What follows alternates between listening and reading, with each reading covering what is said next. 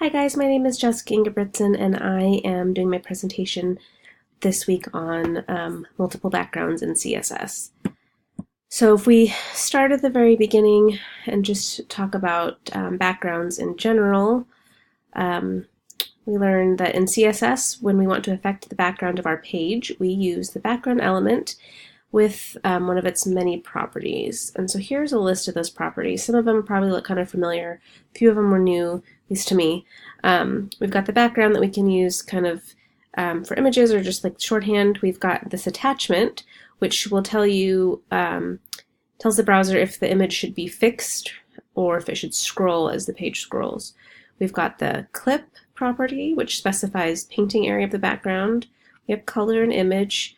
Origin specifies where they're positioned, but it's the position property that talks about where you want the starting point of the background image to be. Repeat, which defaults to repeating, and then the background size. So these are all the properties that we're able to use to affect the background of our websites. So then we move into having more than one background. So as we know from learning about the box model and positioning, if we want multiple images on a page, we can do that by resizing, floating, using other positioning attributes.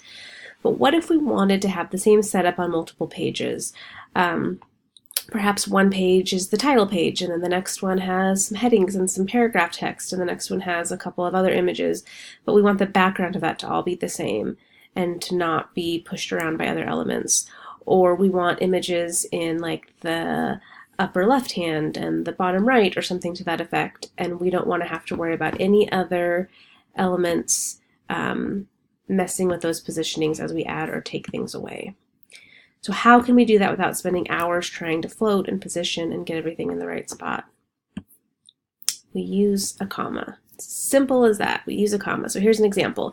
Here is a background picture, just one simple regular background picture, chalkboard. It is repeating. You can't tell because of the type of image it is. The repeat happens somewhere around in here. It blends in really nicely though, so it just takes up the whole space. So now we're going to add in a second image. Here's our second image. It's this jack-o'-lantern, and you will see the comma here.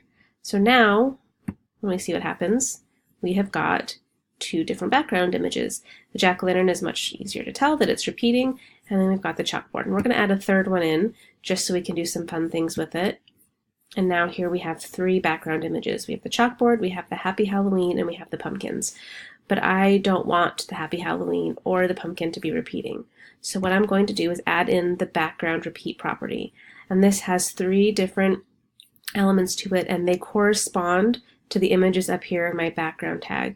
So this no repeat will affect the jack-o'-lantern. This no repeat will affect the Happy Halloween sign. And then I still want the chalkboard to repeat because I like that it fills up that whole space. And I could have left this out because it's the default, but I wanted to add it in there to show that they correspond to this background property. So here we go.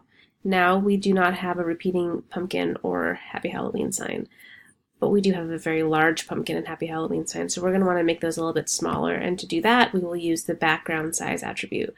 So here, this 150 will apply to the first picture, the jack-o'-lantern. This will apply to the middle picture or the Happy Halloween sign, and this auto because, again, I liked the chalkboard the way it was. So here we go. Now we see that these are a lot smaller, and we're able to kind of utilize them a little bit better, but not when they're stacked on top of each other because we obviously can't see the Happy Halloween sign all the way. So in order to fix that, we're going to bring in the background position element. Now, in order to use this position element, just as in when we want to use like position absolute or relative or whatever, we need to set a width for our viewers. So that way CSS can tell where its boundaries. And I put in this height just so that it kind of squished it down a little bit more to be easier to see on the slide. So my first position says right bottom. It could have said bottom right. I don't know why I put them backwards, but either way, this will put this first picture in the bottom right, put the second picture in the top left, which is default, and then I didn't set an attribute for this third picture, the chalkboard, so it will just kind of hang out where it was at. And here we go.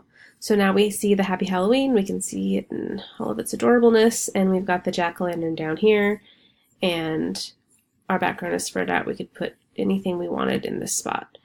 Another way to do this, maybe a little bit less code, is to kind of combine it in shorthand. So here we still have our background, we still have our first image, but we got rid of most of these other declarations, and we just put it here. Here's our no repeat, and here's our position of bottom right. And then we've got the comma, and we have our second image, and then the no repeat. We want it in the top left, and the comma, and then our third image, and that's just sitting at default, so we don't need it. Now, you'll see the size is not in the shorthand, and that's because if we put these pixel measurements up here in the shorthand, it will change them to, it will affect the margins, not the size. I couldn't find any examples where we had sizing up in the shorthand, and so and then I also messed around with it quite a bit and just kept moving things around because of the margins. So the size element does still need to be pulled out where it is here, but as we see, it looks the exact same now with the Happy Halloween and the pumpkin in the back. Now the nice thing is now these are in the background, which means they are not going to be moved around, they are not going to be in the way, they're not going to be affected by anything that we add later on. So here I added just the simple H1 heading, CSS multiple backgrounds, and I made it white so that we could see it better. Everything over here is the exact same with the images and the sizing. And here we go. See, it's right over the top of the Happy Halloween. Now, that obviously isn't very easy to read, and we probably wouldn't do that, but this shows really well that the background is staying in the background, sort of like an Adobe Illustrator layer or whatever it is now in the back, and it's not going to affect anything else, which is really nice because we can now do whatever we want on the front without worrying about it moving around our other background images. Now, the background color is the one element of the background properties that doesn't really work the same way. You can't use this background color element in every single layer.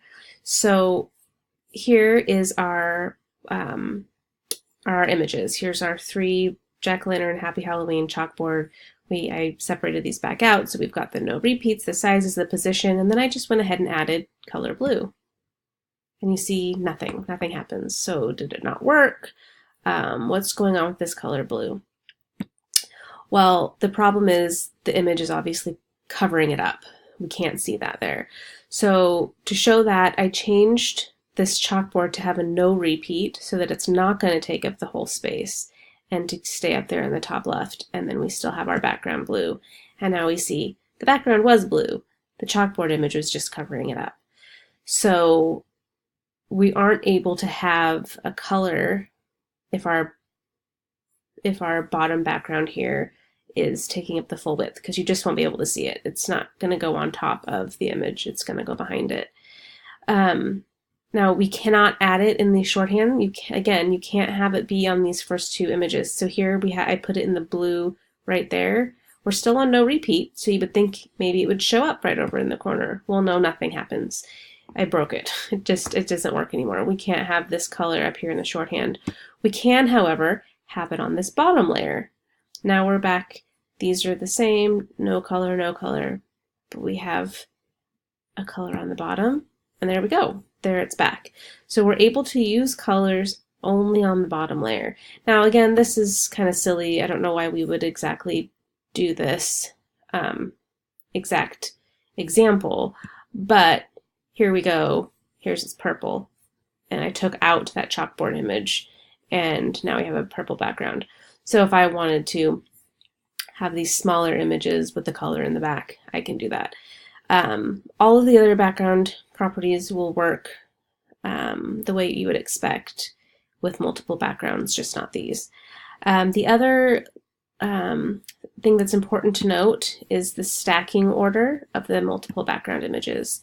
So when you're stacking the background layers, when there's overlap in images, the one listed first in the CSS rules will be on top, and then it will descend in order until the last image is reached.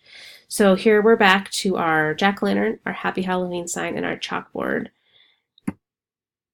And now this jack-o'-lantern is going to be the top layer, Happy Halloween sign will be the middle layer, and the chalkboard will be the last layer. And it's really easy to see in this picture that I had in the beginning where you have all the repeating, and you can see that the jack-o'-lantern is sitting on top of the Happy Halloween sign, which is sitting on top of the chalkboard. So that is kind of multiple backgrounds in a nutshell. It's similar to regular backgrounds. You just got to remember that comma, and it will save us a lot of time in positioning and all of that craziness. I'm going to put links to the sites that I went to learn more about this in the comments so that you guys can go get some more information if you'd like. If you have any other questions, just ask and I will try to find the answers. Thanks, guys.